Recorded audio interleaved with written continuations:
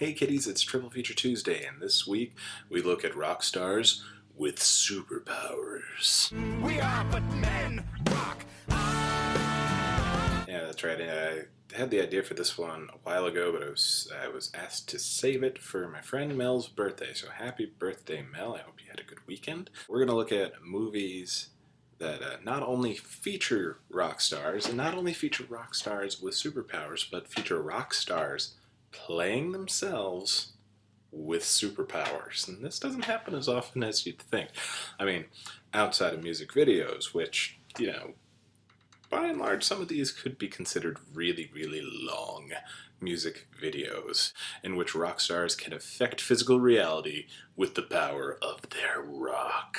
It's sort of important to note that all of these movies were made at possibly the height of all of the musicians' careers, or not careers, popularity, we'll say. Riding high on that much fame and popularity, you could totally be talked into playing yourself with superpowers, not thinking it's, an egomaniacal move at all. It's just perfectly natural. You're giving the fans what they want, you as the superpower that they see you as.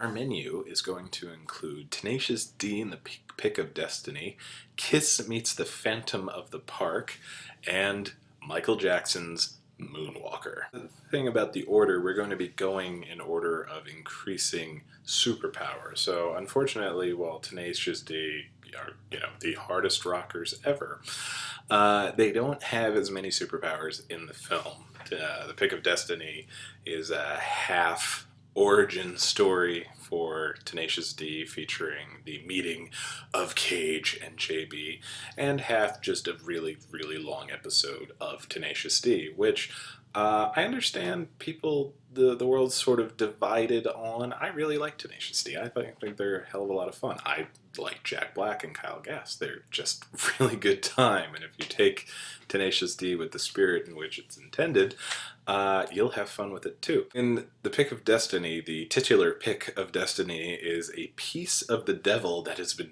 reforged into a guitar pick. Use of the pick empowers whichever musician is using it to rock harder and better than anyone who has ever lived. Possibly my favorite sequence in the whole movie is when JB fantasizes about how awesome Tenacious D, will be with the Pick of Destiny. He imagines them doing the same open mic night, but this time playing Master Exploder. During the course of the performance, Kyle Gass is able to, well, both of them are able to manifest cooler clothes and eye makeup as the song progresses. Kyle Gass can produce different guitars at will, play them expertly, and at one point grow 4 extra arms to play an axe that has 3 handles. It's pretty damn awesome. JB, on the other hand, has the literal power to blow your mind, which he cannot control, but he's very, very apologetic about. Both of them are just basically turning everybody on and rocking so much because of the Pick of Destiny. But this part is just fantasy. Their real superpower comes later when they're able to rock so hard they send the devil back to hell. If that's not a superpower, I don't know what is. The devil, of course, being played by Dave Grohl, reprising his role from the music video that this was inspired by about the greatest song, or the tribute to the greatest song that was ever written. Really, really a lot of fun. Also, Tim Robbins and Ben Stiller pop up in there, because Frat Pack.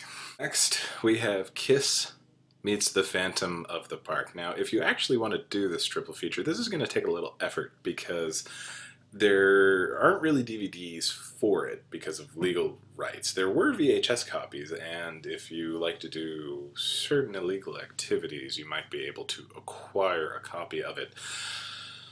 But you might want to think about that before, because my God, this is one of the worst things I've ever seen. It's just astonishingly bad. Like, you take into account that Kiss, at that point, none of them could act. I mean, you have to understand, this was before Gene Simmons' turn as the bad guy in Tom Selleck's Runaway, so he hadn't mastered even half of the acting ability of that monument to film. It was developed at the height of their popularity. Their manager had figured they'd gone about as far as they could, money-making wise, with the concerts and tours, and so he thought now it's time to make them superheroes, and so they made a comic book of them as superheroes and developed this, I guess it would be kind of a pilot movie for a theoretical Kiss TV show where they travel around playing rock music and solving crimes.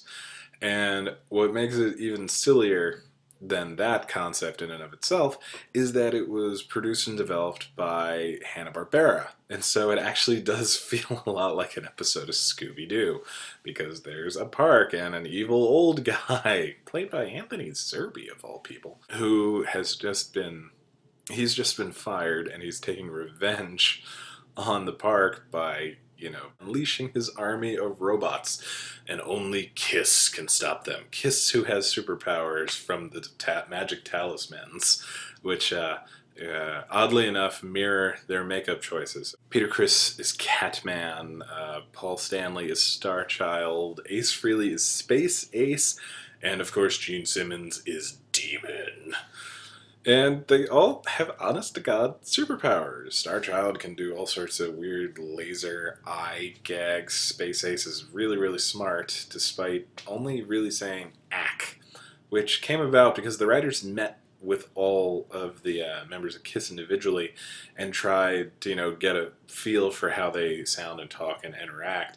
And all Ace would do was say "ack" to them, and as a result, most of his lines are "ack."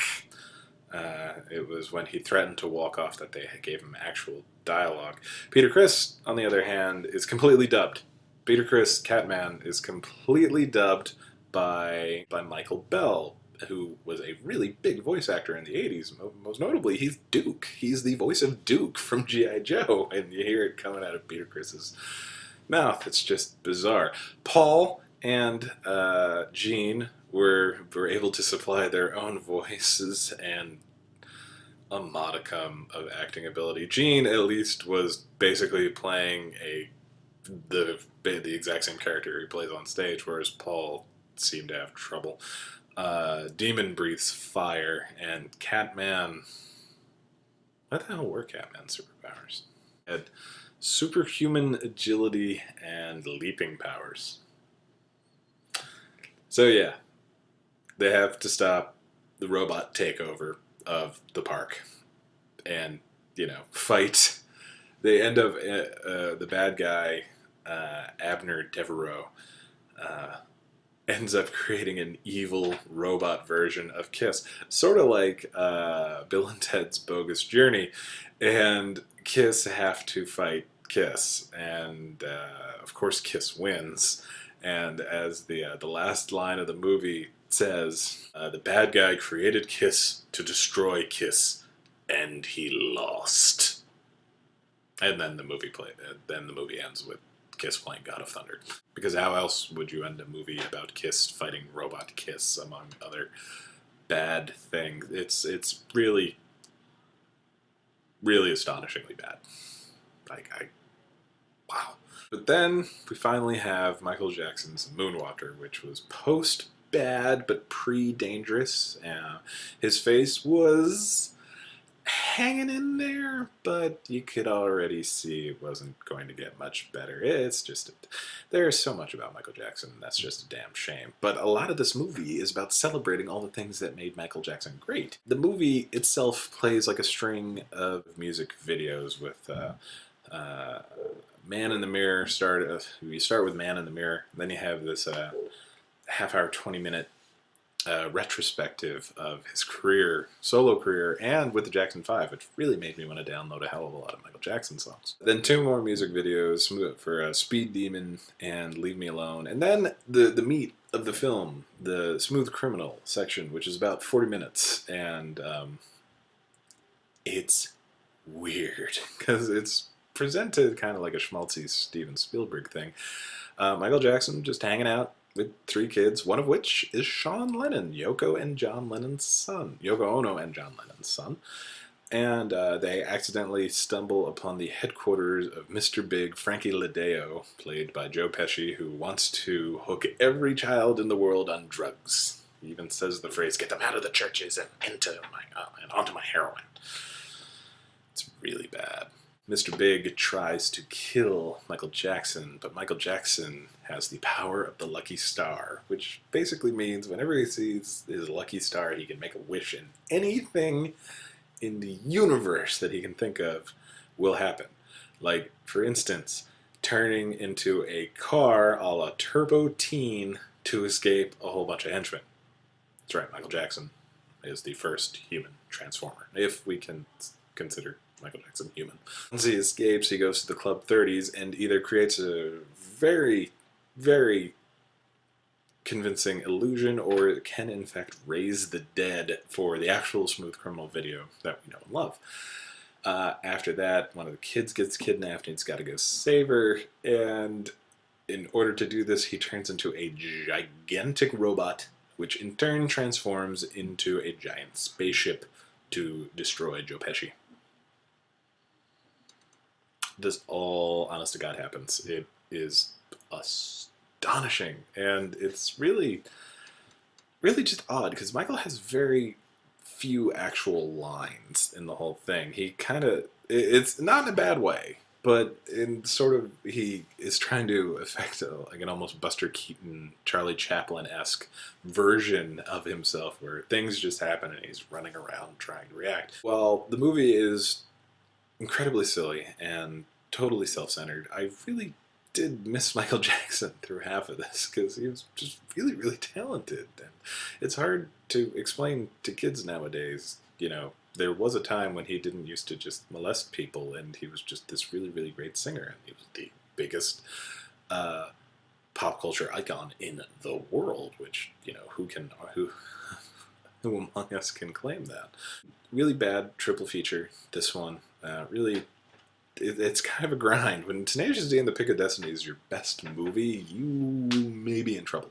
But you should watch them and wish my friend Mel a happy birthday. With Tenacious D and the Pick of Destiny, Kiss Meets the Phantom of the Park, and Michael Jackson's Moonwalker. I'll see you next week.